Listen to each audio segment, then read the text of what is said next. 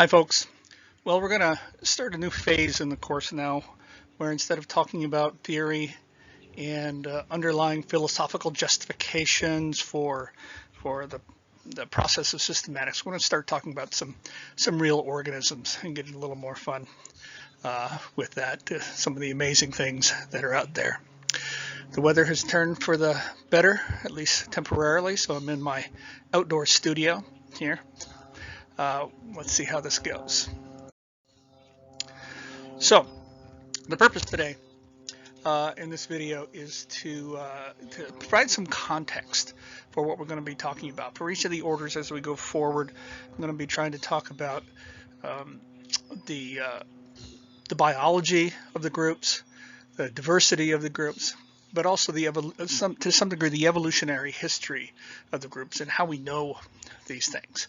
And so to place this all in some overall context, at least in terms of geological ages. I know you've all heard this stuff before in terms of geological periods and what's going on, but I want to focus in on insects a little bit and talk about some of the extinct orders. Not all of them by far, because there are far too many to hope to cover.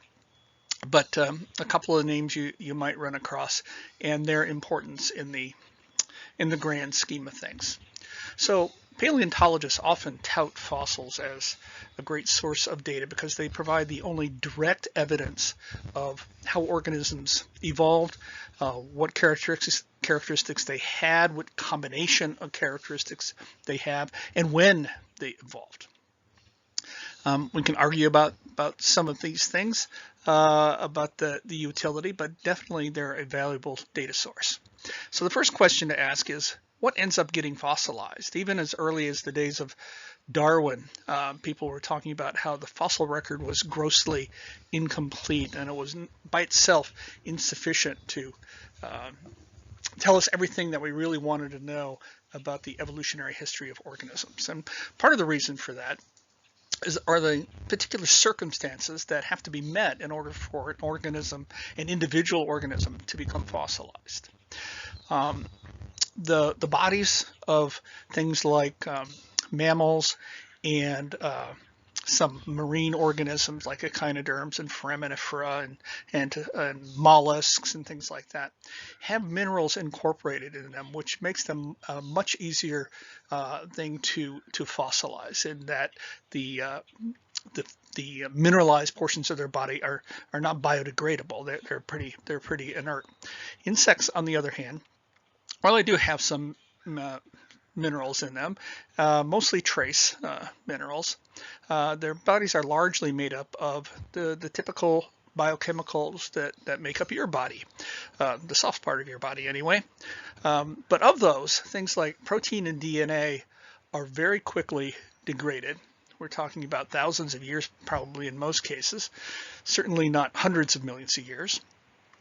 The chitin, the polysaccharide that makes up part of the exoskeleton, and the cuticular hydrocarbons on the outside of the body tend to be longer lasting, partly because they're things like chitin are relatively inert. Cuticular hydrocarbons under heat and pressure get polymerized into more stable forms, and so they're more long lasting. And when I say long lasting, we're talking tens of millions of years, maybe up to 100 million years. But eventually, all of this stuff gets replaced by minerals in the substrates within which the fossils are being formed. So primarily fossils are mineralizations, casts, if you will, or sometimes even hollows of the original body, where all that original organic material has been replaced by minerals. But the shape can be preserved, sometimes in exquisite details. Further, for something to be fossilized, for an insect to be fossilized, it typically requires deposition in an aquatic environment. Things that are deposited in terrestrial environments just decay or oxidize too quickly in order to be preserved for millennia. So we're usually talking about aquatic environments, and in that category, it's usually freshwater aquatic environments, although there are some quite significant marine deposits as well for insects, but that's more of a thing for marine organisms, which of course insects are not. Secondly, the waters need to be relatively calm. If you've got a lot of wave or wind action or currents or things like that, then the bodies of the insects that fall into the water are going to be broken up and dispersed. And while you may retain little bits and pieces, you're not going to have a nice coherent fossil to study.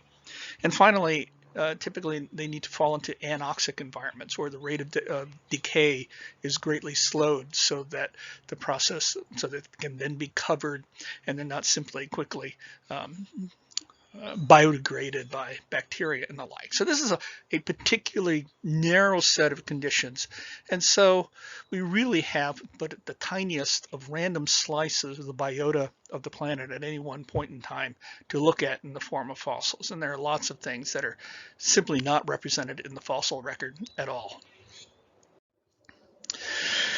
Now, when we think of fossils, often, I think we generally categorize them into two general forms. Paleontologists wouldn't do this, but neontologists like us would.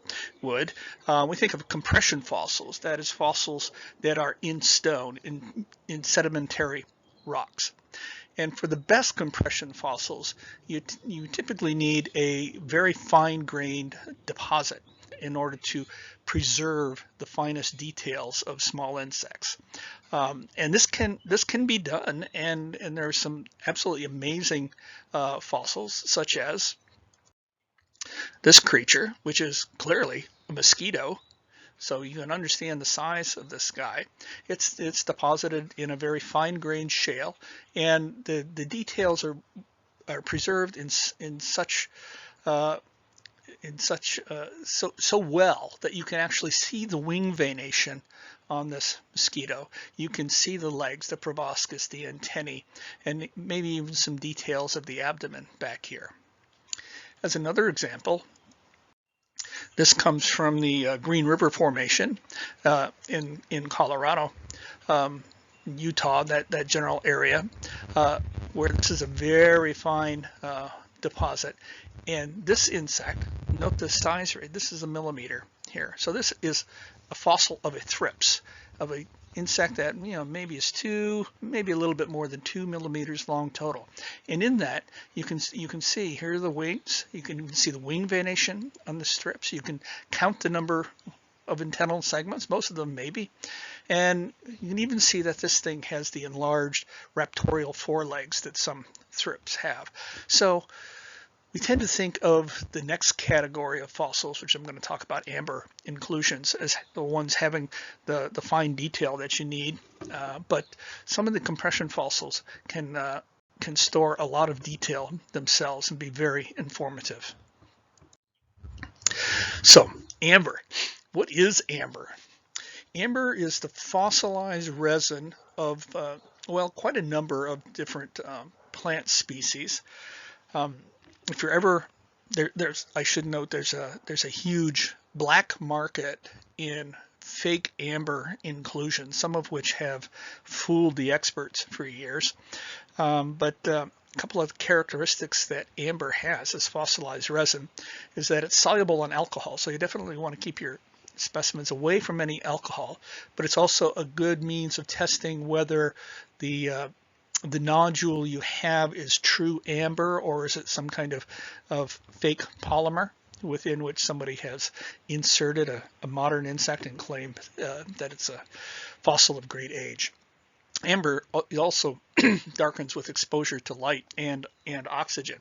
There's some specimens of amber in the Museum of Comparative Zoology at Harvard that date from the early 1900s that have now darkened so completely that you can barely tell that there's an inclusion within them at all. So, as I say, ambers come from the fossilized resins of a number of different trees, a number of different kinds of trees. And so the ambers themselves have different chemical makeups that reflect the different chemical makeups of the resin of the trees that produced them in ancient times. American ambers, typically things like in Mexico or Chiapas, are produced by a tree in the legume family of the genus Hymenea. Here we see a modern living representative of this.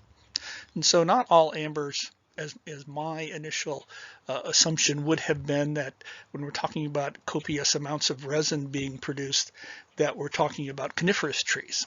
So not all ambers are produced by conifers. This is a nice deciduous tree, an angiosperm. But we do get into conifers in some of the others. This is a kauri tree, a modern kauri tree, and this is a picture from New Zealand. We can see the tree ferns in the background, I think. But these can be just gigantic trees, still producing and dropping copious amounts of resin, which in its subfossilized form, that is, it's not completely converted, polymerization of those resin compounds into amber is called copal, which is spelled C-O-P-A-L. So you'll sometimes see people refer to subfossils. And this is the umbrella tree, which is umbrella pine, excuse me, which is similar in the same genus, or at least the same family of the trees that produce the famous Baltic amber. Baltic amber is probably one of the oldest and most well-known sources of amber. It was well known in Roman times and even before that. So copious amounts along the shores of the Baltic Sea, typically along the south shore from Denmark up towards Poland, along the shore there.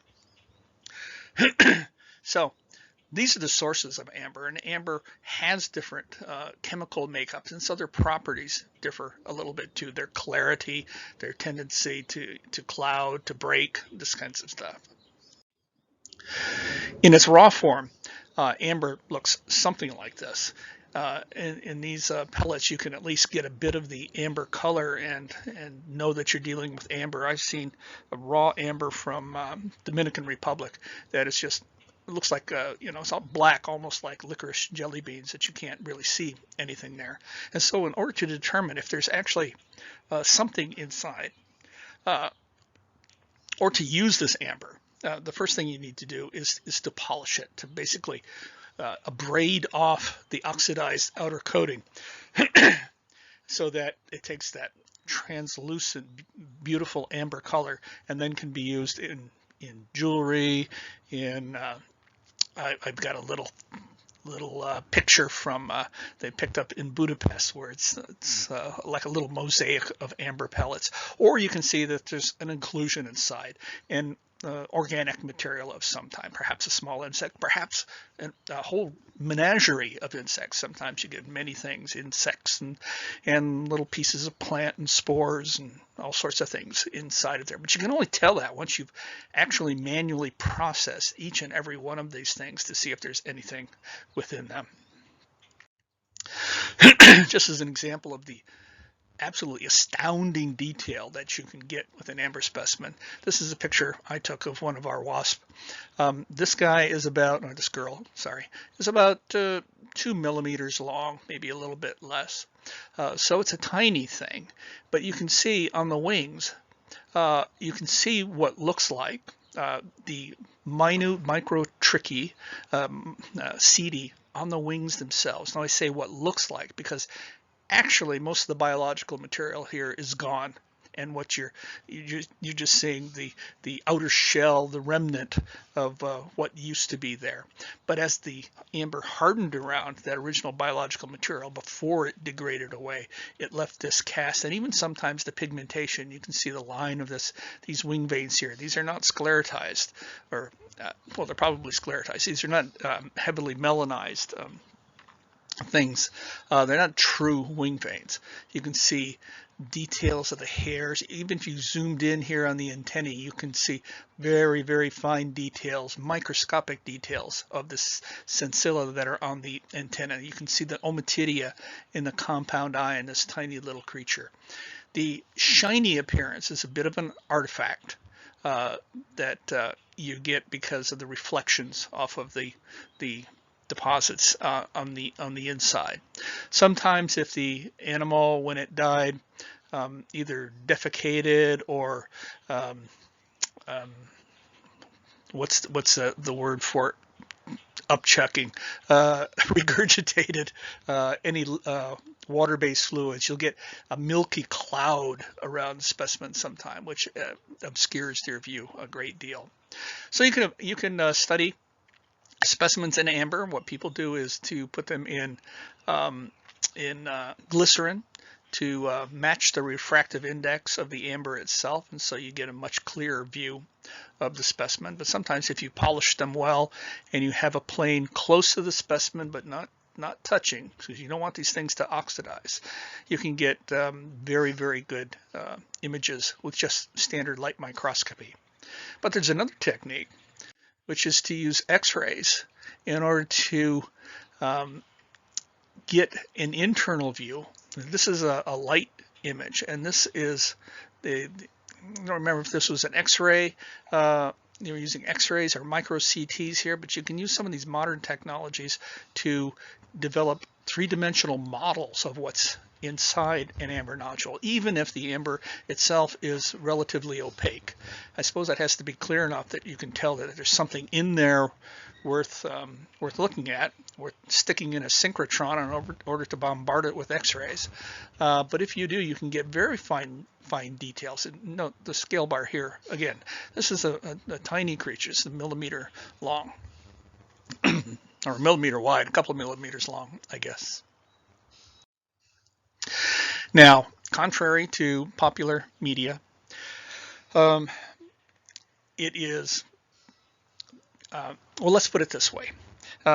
In the early days of PCR, people thought, well, you know, we've got these amber specimens. I wonder if within the amber nodule there is some DNA left in there. So in the early days of PCR, people attempted to extract, amplify, and sequence the DNA of things like, well, some of the reports were on things like stingless bees and termites and other insects. All, of course, inspired by Jurassic Park and the idea that there's DNA in the amber. And in this case, the story, if you haven't seen the movie, has anybody not seen this movie?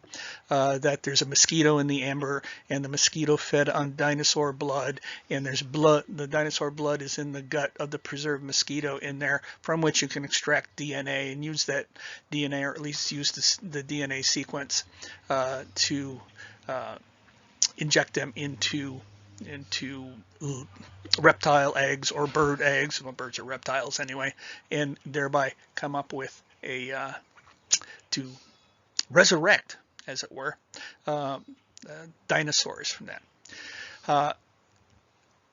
Probably, I think the consensus of opinion now is that all the early reports of success of extracting DNA from amber, Baltic amber is roughly 45 million years old. Some of the other ones are only 25 million years old that they were working with, but that they were all actually artifactual results, that they were getting contamination from one source or another and amplifying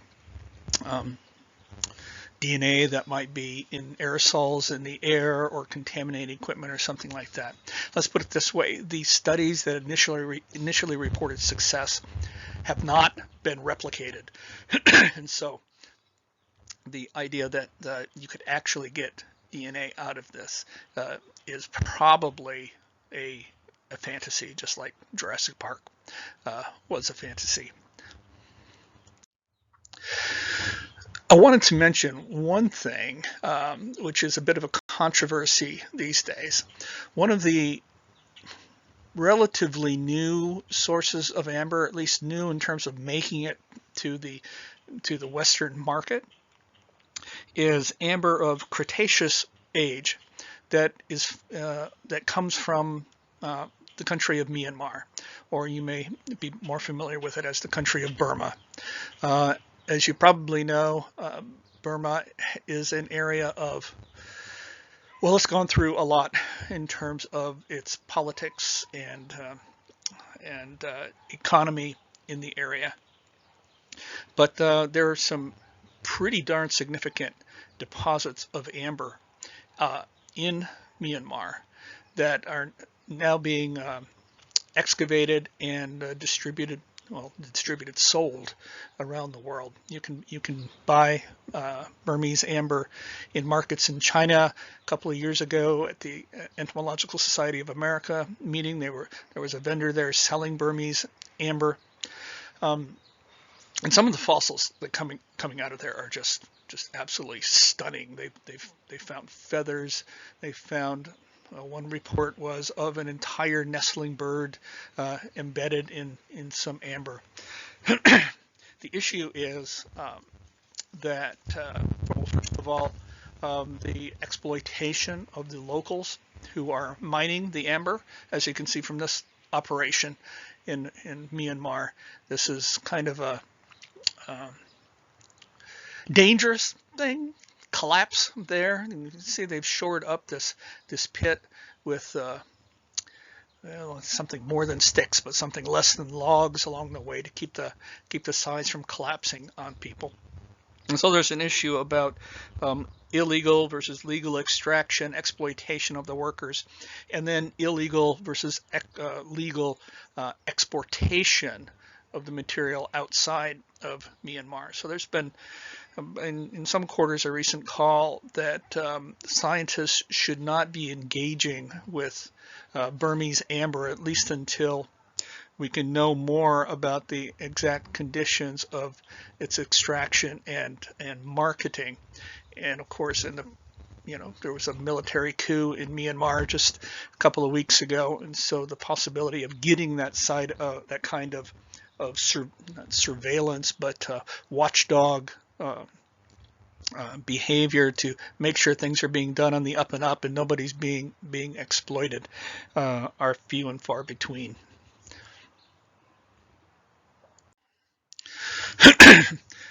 So another thing I wanted to do in this video was to make sure that we're all on the same page in terms of the names and the relative order in which these geological time periods took place, by which we sort of date what's going on through geologic history, through the past 500 million years or so, excuse me, of history on the planet. So I'm going to be giving you the names, and I will expect you to remember and know the names, and where I do talk about things that occurred in those periods, that you will know that. But I'll also be giving you absolute values in terms of the age, so actual numbers on the number of years. So here, for example, we see the Mesozoic period extended from 247 million years ago to 65 million years ago. I'm not going to expect that you come up with those dates because, well, they're different people have different opinions upon what the absolute numbers are, and so you're going to find some variation there. And as we learn more and study these areas more and use different dating techniques, the numbers fluctuate a little bit, but generally we're talking about the same sort of time frame. We're not getting differences of 25 million years. It's a few million years here or there sometimes. So in terms of the geological period, well, the grossest division of the history of the planet is divided into units called periods. And for our purposes, we're basically talking about the Paleozoic, the oldest period, which began whenever you want to begin, sometime before the Precambrian. We're not going to go back that far because insects don't go back that far, up to about 247 million years ago with the end of the Permian. Then the middle period of the three, the Mesozoic, went from 247 million years ago to about 65 million years ago, and that 65 million years ago usually corresponds to the time of the last great asteroid or meteor impact on the planet that purportedly, I have my doubts, resulted in the extinction of the dinosaurs, at least the non-avian dinosaurs.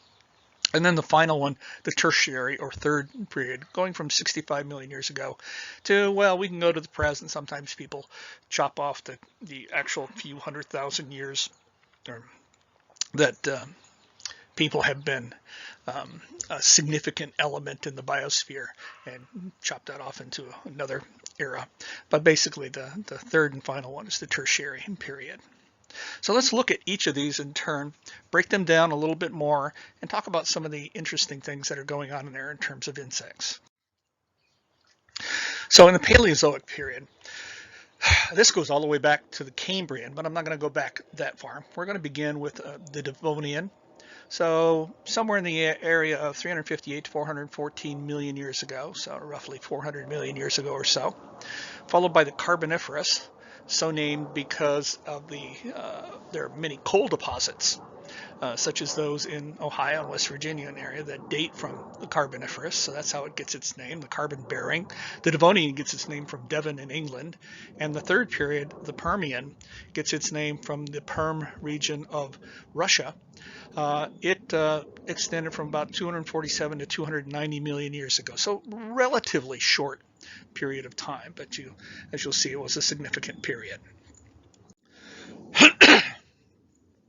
In the Paleozoic, going back to the Devonian now, this is where we find the first fossil hexapods or insects, and we find that in deposits of chert, and this is an image of chert, which is kind of a crystalline rock formation, actually as veins in a matrix of rock of other origin and ages, and it was found in the Scottish town of Rinnie, or the area of Rinnie, and so it's commonly referred to Rinnie chert, and the oldest hexapod fossils that were found there get their name from that area in Scotland, Riniella and Rhiniognatha. So let's look at each of those in turn. These are the oldest hexapod fossils known so far. Rhiniola precursor is, well, here you see some line drawings of the pieces of specimens that were found. And the initial discoveries in the 19 teens were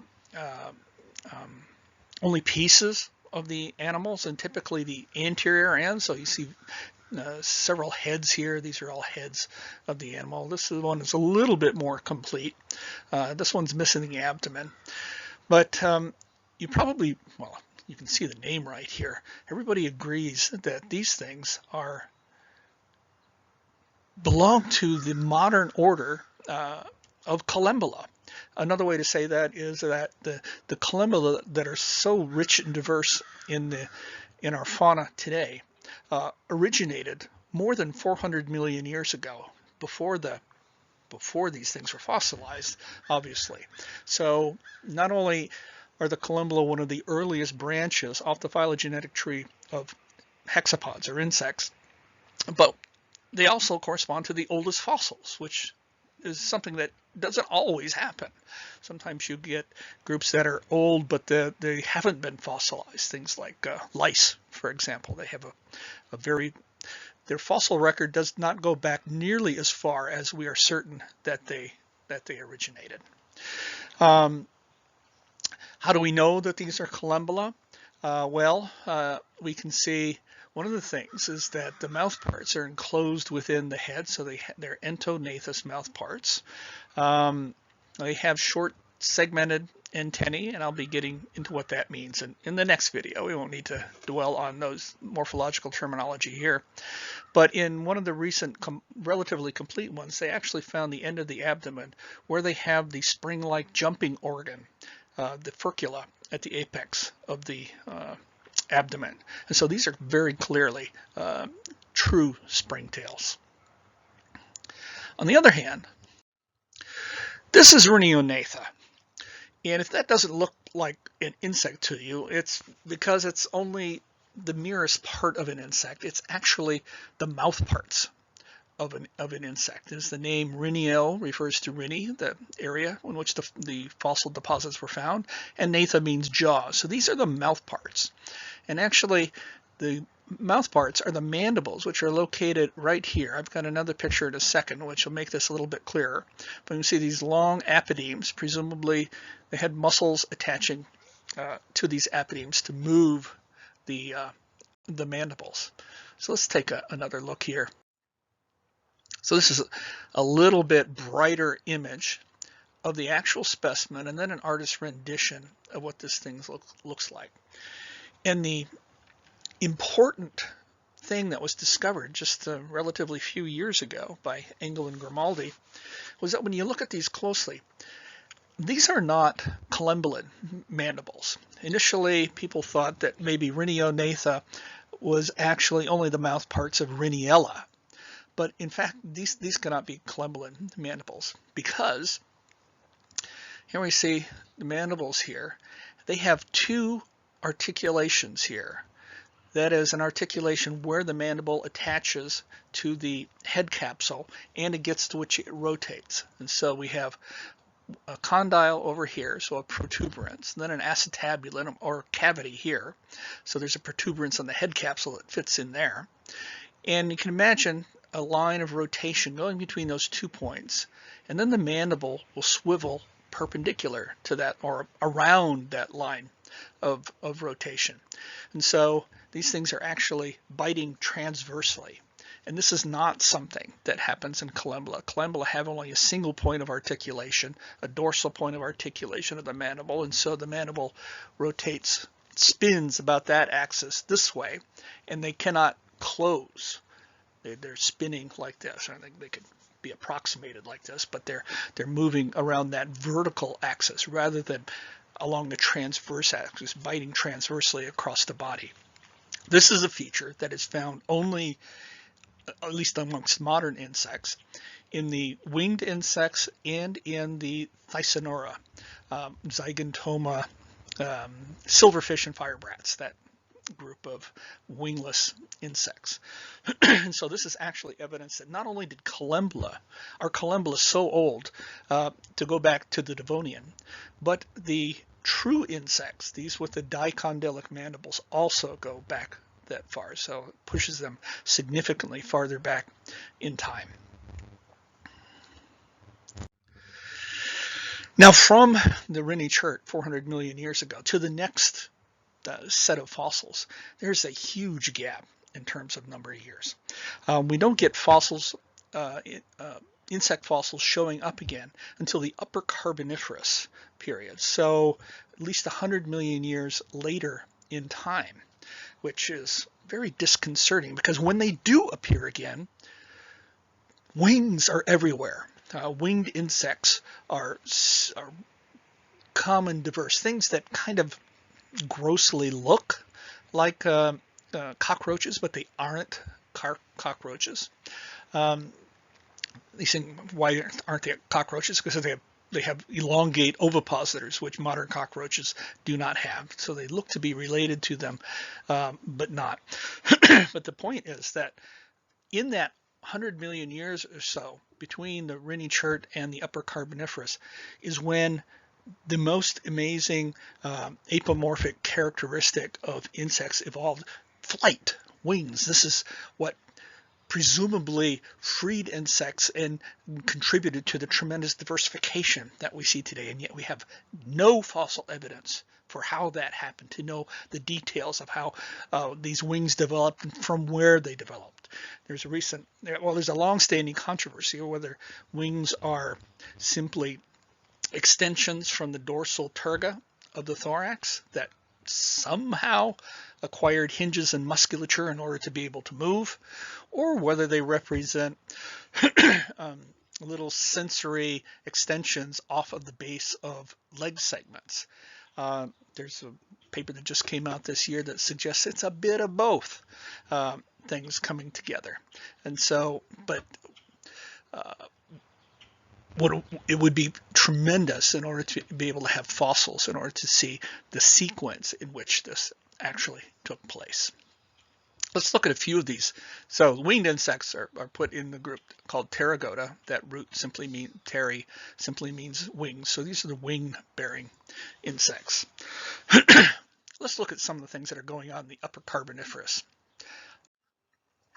So I'm going to focus largely on extinct things, but the first thing to note is the characteristic of wing flexion. Wing flexion is the idea of being able to fold the wings back over the body when at rest. So the wings are pulled close to the body for protection, maybe for not only protection of the wings, but the wings might be protecting the body of the animal, enable the animal to crawl into small crevices that it wouldn't be able to do if it's got these huge wings hanging out over the place.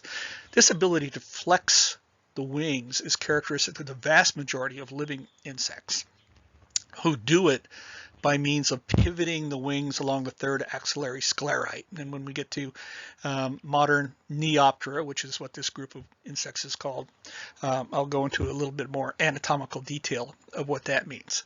But my point in bringing it up here is that two things. First of all, there was another group of insects that somehow, we don't know exactly how, but somehow was able to effect this wing flexion in a different way. This was the order known as the Diaphanopteroidea. So obviously there was some, well, not obviously, I would presume there was some selective advantage, and we can speculate about what it is, to being able to flex the wings, because it evolved independently in these two groups, more or less simultaneously. But then we have the other insects that didn't evolve this capacity, and if the ones that did are in the Neoptera, the ones that didn't are classified as the Paleoptera. Among living orders of insects, there are two that belong to the Paleoptera: the mayflies, the Ephemeroptera, and the dragonflies and damselflies, the Odonata. And opinions, well, here we've got three taxa here, basically: Ephemeroptera, Odonata, and Neoptera. And you know, if we have a three taxon statement, that there are three ways, three patterns of relationship that could be true. And there's evidence and supporters for all three hypotheses of how these things are interrelated. It remains one of those real conundrums in trying to figure out how insects evolved. But there was much more diversity in Paleopterous insects in the Upper Carboniferous and extending into the Permian as well than would be reflected by the depauperate number of species we see today in these groups. This is just a fossil wing from this period to give you an idea of what the paleontologists are working with and the difficulties involved. On the one hand, you might look at that and say, boy, there's not much to go on there. On the other hand, you can see wing veins, you can see the pleating of the wing in order to get some ideas about how things were interrelated. Unfortunately, wing veination is a very useful characteristic for identification. Not only identification of insects, but for inferring their evolutionary history. So, one of the orders, perhaps it's monophyletic, some people say, some people disagree, thinks it's a paraphyletic grouping, was known as the Paleodictyoptera. Now, if you're familiar with insect classification, you may have encountered the name Dictyoptera, which amongst modern insects refers to things, the cockroaches, mantids, and phasmids, and I suppose it would probably throw the Mantophasmatodea in there as well these days. So you would think that the Paleodictyoptera were the ancestors of Dictyoptera, but this is absolutely not true. How do we know that?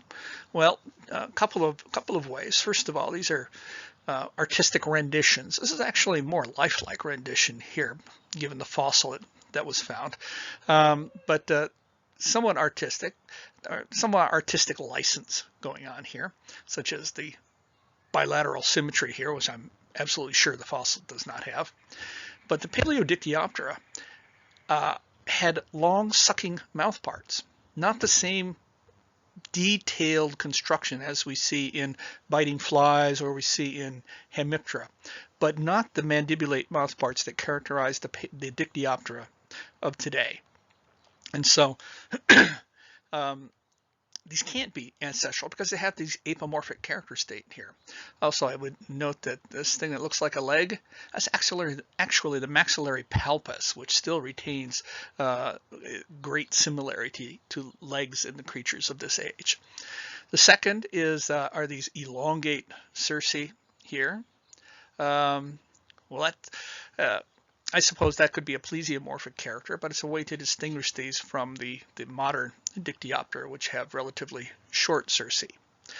Wanted to point out one other thing here in these Paleodictyoptera. It's not present, well, only in a very small way in this guy. It's present here, but the size of the image kind of hides it. But in this reconstruction, you can see very clearly that they have well-developed mesothoracic and metathoracic wings, but also smaller, but apparently hinged and innervated is the wrong word. They have veins, wing veins, in these what are called prothoracic winglets. And one suspicion, one hypothesis, is that primitively insects had wings on all three thoracic segments, whereas modern insects, if they have wings, have them maximally on the meso and metathorax, the middle and hind thoracic segments. Whether these things were actually motile, usable, bigger, what they're doing is the source of speculation. And again, wouldn't it be great if we had some lower carboniferous fossil insects in order to understand better how we got to this point, and then how we got to the typical insects that have just two pairs of wings. So Paleodictyoptera, an independent group, not Dictyoptera, but a very diverse, sometimes fairly large in body size group of fossils. The other group I wanted to mention, because everybody's heard about these things, I'm sure you've seen the images of ancient insects, these giant dragonfly-like things flying through the woods, the ultimate flying predators, able to capture and consume anything that moved during that period. Well, it's true. Well, this group goes by a couple of different names. One of them that some people are trying to get away from is to call them the Protodonata, which again implies that they are dragonflies, the ancestors of dragonflies, which they're related to dragonflies, but they are not dragonflies. People have tried to get away from this term and call them Meganosoptera, which to me just exchanges one misconception for another, because the group Anisoptera here, that is the modern name we use for dragonflies, and to call them big Anisoptera really doesn't get away from the implication that these are ancestral dragonflies. But this is a fossil of one. So again, you can see kind of what the paleontologists have to work with. And imagine the technician who is in here delicately, nerve-wrackingly chipping away the matrix within which that fossil is found in order to expose but not destroy the invaluable fossil within. From the fossil, then we get to the artist's renditions, which are, I hesitate to use the word fanciful, but let's say that there's usually a bit of artistic license involved in these things. Things we know for sure about the Meganosoptera, or as some people give them the common name griffin flies, is that they had, large eyes, kind of a rounded head, forward projecting legs, and you look at this, you can see the thorax has the same tilting of the of the thoracic segments that you see in modern day Odonata. Two pairs of wings that were replete with venation, including this net-like fine venation on them. It's got the typical longitudinal wing veins that you learned about in lab, but also that fine venation. This fine net-like venation is sometimes called an archidictyon. But in contrast to dragonflies and true Odonata, these longitudinal wing veins are pretty straightforward to understand. If you've tried to decipher the wing veins of dragonflies, you find that they fuse together and go off in crazy directions sometimes, and so it's a real struggle historically to figure out the homologies of the wing veins in modern Odonata. In these guys, the wing veins are much more straightforward. Plus also, up in this area, they are lacking a stigma. A stigma, let's look at a modern dragonfly. A stigma is basically a blood sinus. So the veins often can carry blood from the body out, because the wing is a living organ, right? It's not inert and dead. It's a living organ. Carry blood out the anterior convex veins and bring them back in the next posterior concave vein. And this is a blood sinus out here. What its exact function is, what it's doing aerodynamically, nobody really knows. But the Meganosoptera, let me get the right name there, they lack stigmata in their wings. They also had, remember, relatively, I mean, they seemed short, but in comparison to a modern dragonfly, the antennae were long. So this is an apomorphic characteristic of modern Odonata, and interestingly also modern Ephemeroptera. But there are fossils of both of these groups that have elongate antennae. And so this is an example of convergent or parallel evolution. One other upper Carboniferous fossil I want to talk about is not a pterogoat insect. This is actually what's believed to be the sister group to the Archaeognatha, or the order Microcoryphea, that is in used the common name, the jumping bristleflies. This is an order called Menura. Now remember, the Microcoryphea, both Microcoryphea and the Thysanura, are characterized by having 3 elongate filaments at the caudal end, the tail, the hind end of the body. A median filament and then 2 elongate cerci. And the cerci are modified legs that function much like antennae, at least in terms of thigmotaxis, being able to touch and detect air currents. In the Monura, as the name implies, one tail, they have a single caudal filament. And the cerci are present, but they're still modified legs. You can actually see tarsal claws at the apex of these structures. And in fact, look along the length of the body there. This is a hexapod.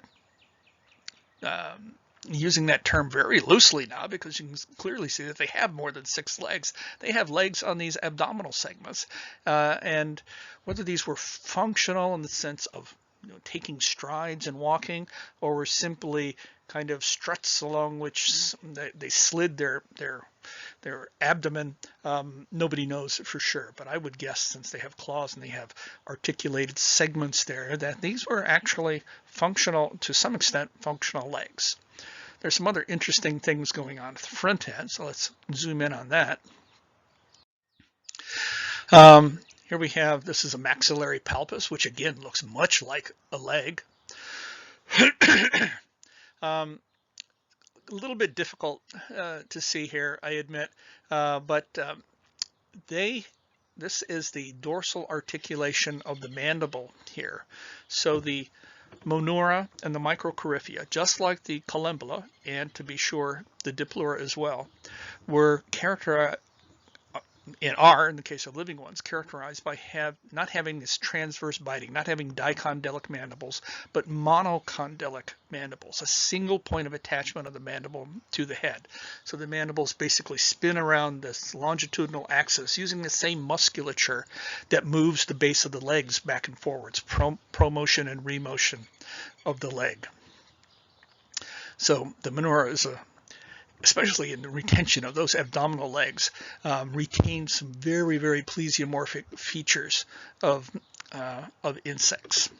So it must actually be a holdover from the ancestors in the lower Carboniferous, the older part of the Carboniferous, before wings evolved, because these things are wingless. They haven't lost wings. They've never had wings in their evolutionary history. So moving forward to the next one, what I want to say about the Permian epoch, again, relatively short, is that this is the time period during which many modern insect orders first appeared, including representatives of the holometabolous orders, those orders with complete metamorphosis, like beetles first appeared in the Permian. And because beetles are not the most baseable group of holometabula, that means that holometabula itself in some of these other orders had also apparently evolved by this period in time. They were accompanied by some of these now extinct orders of Carboniferous insects. But the Permian ended with a mass extinction event, as far as I know, causes uncertain, that resulted in kind of a changeover, the loss of these groups. This is the period at which these Carboniferous orders went extinct, and everything took on a bit more of a modern flavor in terms of which insect orders were present. I would also note that during this period, the continents were united into the supercontinent of Pangaea, which we're going to see split up at the end of the Mesozoic, which is where we're going next. So the Mesozoic is usually, almost always, divided into three main epochs, the oldest of which is the Triassic period. I should probably call it epoch and not period, but to not confuse formal geological classifications with the simple use of English words. But okay, Triassic epoch, the first and the oldest, during which most of the remaining modern orders appeared in the fossil record. Now, as we'll see next time, molecular data suggests that many of these orders are older than the Triassic, but they don't show up in the fossil record until this period in time. Some of the small things, small orders, physically small, or things with specialized life cycles like parasitic lice don't appear in the fossil record till much later than we know they must have appeared. So that's just an example of an incomplete fossil record. If we jump over the Jurassic period to the Cretaceous, this saw the final breakup of Pangaea, so the splitting of South America from Africa and the opening of the Atlantic Ocean along the mid-Atlantic ridge. This is the period of time where the oldest amber inclusions, let's put it this way, the oldest amber that has recognizable inclusions within it are found. The oldest of these is actually the Lebanese amber, which is roughly 125 million years old. The Burmese is a little bit younger than that, and the Canadian amber is toward the end of the Cretaceous period. And so we're finding things during this period of time that preceded that final breakup of Pangaea. And so in some of these cases, many of these orders of insects were widespread through Pangaea, and when it broke up, then they separated into separate parts. The Cretaceous was also the period of diversification of the flowering plants, the angiosperms, which coincided roughly in time with the diversification of many groups of insects, including things like ants and bees, Lepidoptera, Phytophagous beetles. There's you see the correlation, and you must ask yourself, is there cause and effect going on here? And in some cases, many people strongly believe that, particularly in the case of the Phytophagous beetles and Lepidoptera, which are also primarily phytophagous, and in the case of the bees that are feeding upon pollen, the proliferation of species of angiosperms directly led to a proliferation in species of insects that were specialized on feeding on different species of angiosperms. It's a little bit less clear, to me anyway, why a diversification in flowering plant species would lead to a diversification of a group of insects that is predatory, the ants. So perhaps that's just the case of correlation. Who knows what? Maybe the proliferation of angiosperms led to the development of microhabitats within which ants could diversify themselves. I don't know. It's an interesting area to ponder. And then we get to the latest, the tertiary epoch. I don't have a whole lot to say about significant things that happened. Anything I do say will be I'll couch in terms of the modern orders when we deal with each of those in turn. Simply to note the five significant subdivisions of the tertiary, starting with the Paleocene, then the Eocene. It's the Eocene within which Baltic amber is usually dated. Then the Oligocene, where we find some of the significant North American deposits of amber in the Dominican Republic and in Chiapas. The ant there on the right is a species of the genus Paraponera from Dominican amber. So we can recognize many modern genera, and in some cases, a few cases, even modern species that were alive during the time of the Dominican amber 20-25 million years ago. This Paraponera is in the same genus as the infamous bullet ant, Paraponera clavata, that is found in Central and South America, that is reputed to have the absolute worst sting in the world. I've never been stung by them. I never want to be stung by them. They are large, very large ants that can deliver a hell of a wallop. They have the disconcerting habit that they're nocturnal foragers. So we had the near misfortune of setting up a camp in Brazil once, and you're checking around during the day, and you say, oh, this is a good place to set up the tents and the place to cook and things like that, only to find out during the night that there was a Paraponera nest, and these things would come out. So we had to well, we moved the camp, or at least elements of the camp, so that we would not be inadvertently stepping on Paraponera in our flip-flops and rue the day that those things nailed us in the foot. And then the final two periods, the Miocene and the Pliocene, we're getting much more recent, we're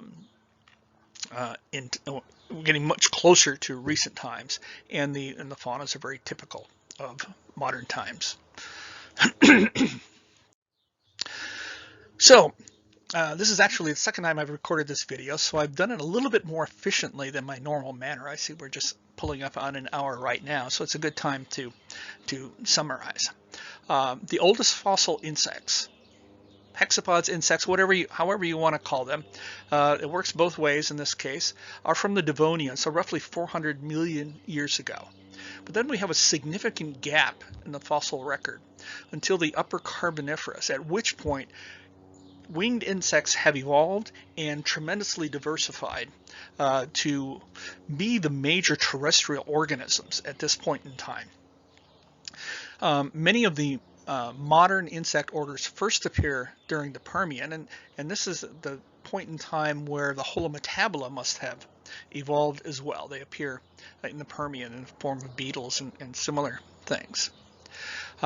Despite their names, things like the Paleodioptera, the Meganosoptera, the Protonata are neither cockroaches nor dragonflies. They might have some degree of relationship, especially these griffin flies, the Protonata, but they are not. So the images that people have of these giant things flying through the Carboniferous forests, wingspans as big as a pterodactyl, are absolutely false. The largest insect fossil, the largest wingspan of an insect is one of these Meganosopterans, but the wingspan was actually about 28 inches. So what is that? About 2.5 feet wide.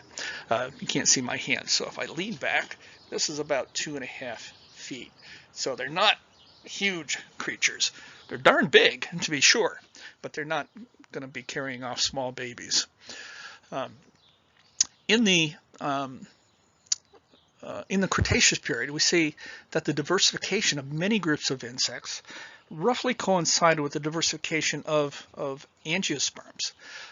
In some cases, this has been there's been a causal. This has thought to be, my words out, seen to be cause and effect, that the diversification of angiosperms led to the diversification of insects.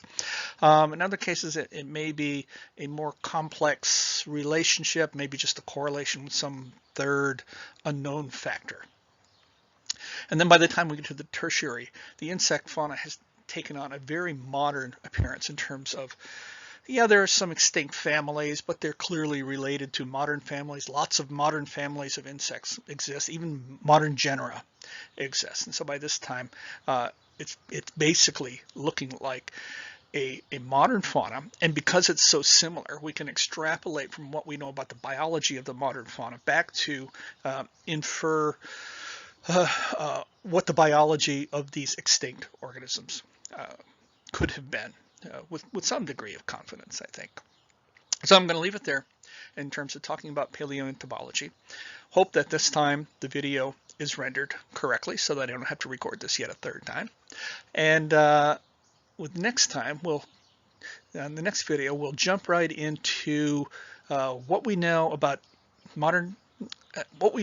insect relationships, looking at modern insects, what the latest molecular evidence tells us about how the insect orders are interrelated and how they evolve through time. So until then, let's hope the weather holds and I'll be able to record the next video outdoors as well, maybe in the sunshine, a little bit warmer. In the meantime, everybody stay healthy, and we'll see you soon. Bye.